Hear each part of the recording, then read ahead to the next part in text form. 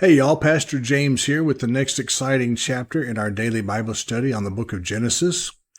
Today we're going to dive into chapter 40, which continues the exciting story of Joseph and what's going on with him. Genesis 40 continues Joseph's time in prison and introduces the theme of dreams as instruments of divine communication. Joseph's faith, humility, and gift for interpreting dreams come to the forefront as he ministers to fellow prisoners.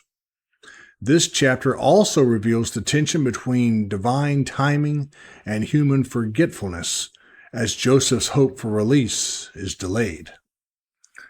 Now let's dive into the biblical text. It came to pass after these things that the butler and the baker of the king of Egypt offended their lord the king of Egypt. And Pharaoh was angry with his two officers, the chief butler and the chief baker.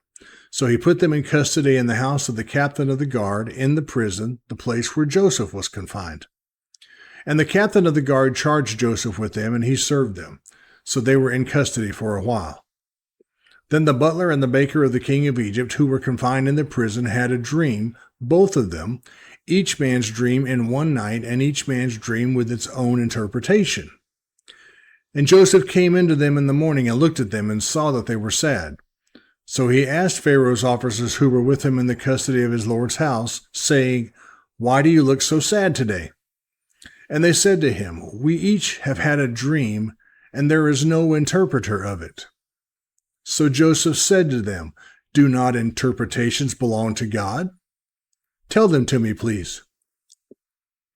Then the chief butler told his dream to Joseph and said to him, "Behold, in my dream a vine was before me, and in the vine were 3 branches. It was as though it budded, its blossoms shot forth, and its clusters brought forth ripe grapes. Then Pharaoh's cup was in my hand, and I took the grapes and pressed them into Pharaoh's cup, and placed the cup in Pharaoh's hand." And Joseph said to him, "This is the interpretation of it. The 3 branches are 3 days. Now within 3 days Pharaoh will lift up your head and restore you to your place, and you will put Pharaoh's cup in his hand according to the former manner when you were his butler. But remember me when it is well with you, and please show kindness to me. Make mention of me to Pharaoh, and get me out of this house. For indeed I was stolen away from the land of the Hebrews, and also I have found nothing here that they should put me into the dungeon." When the chief baker saw that the interpretation was good, he said to Joseph, "I also was in my dream, and there were 3 white baskets on my head. In the uppermost basket were all kinds of baked goods for Pharaoh, and the birds ate them out of the basket on my head." So Joseph answered and said, "This is the interpretation of it. The 3 baskets are 3 days. Within 3 days Pharaoh will lift off your head from you and hang you on a tree, and the birds will eat your flesh from you." Now it came to pass on the 3rd day, which was Pharaoh's birthday, that he made a feast for all his servants, and he lifted up the head of the chief butler and the chief baker among his servants. Then he restored the chief butler to his butlership again, and he placed the cup in Pharaoh's hand. But he hanged the chief baker as Joseph had interpreted to them. Yet the chief butler did not remember Joseph, but forgot him. May God bless the reading of his word. Now, of course, we have several key themes in this chapter. The first one being divine appointments in prison.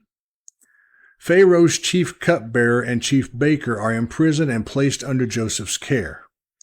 Even in confinement, Joseph continues to serve faithfully, showing concern for others.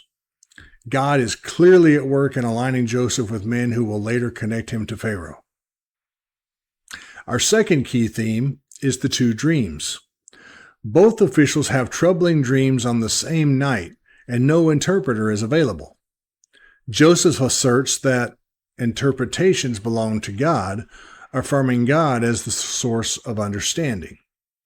His humility contrasts with the arrogance of false prophets who claim such insight for themselves. Our third key theme is interpretation of the cupbearer's dream. The dream of the vine and 3 branches signifies that the cupbearer will be restored to his position in 3 days. Joseph asked the cupbearer to remember him and mention him to Pharaoh, showing his longing for justice. Our fourth key theme is interpretation of the baker's dream. The baker's dream of birds eating bread from baskets signifies his impending execution in 3 days. Joseph does not soften the truth, but faithfully delivers God's message even when it is unfavorable.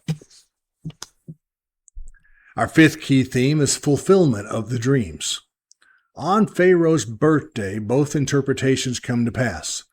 The cupbearer is restored, and the baker is executed.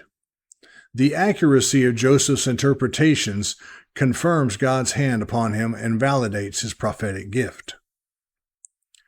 Our sixth key theme is Joseph is forgotten. Despite Joseph's plea, the cupbearer forgets him after being released. This moment underscores the theme of delay and human unreliability in contrast to God's perfect timing. Joseph remains in prison, waiting on the Lord's unfolding plan. And our seventh key theme is God's silent providence. Though God's name is only mentioned once, his activity saturates the chapter. Joseph's placement, timing, and the dreams themselves all reflect divine orchestration. The delay sets the stage for God's dramatic intervention in the next chapter. So I hope you like this one. Chapter 40 is a really good interpretation of dreams by Joseph, using God, of course, who is in fact the actual dream interpreter. Joseph just gives them what God told him. So the next few chapters, we can see the continuing saga of Joseph and what he goes through. So until then, I hope you liked this one. It's a great chapter on Joseph and dreams. He is, in fact, known as the dreamer, or actually the dream interpreter. If you like this one, let me know by hitting the like button. Subscribe to the channel if you haven't already, and leave me some comments or questions, and I'll get back to those as soon as I can. In the meanwhile, until we meet again for the next chapter, God bless you and take care of yourself.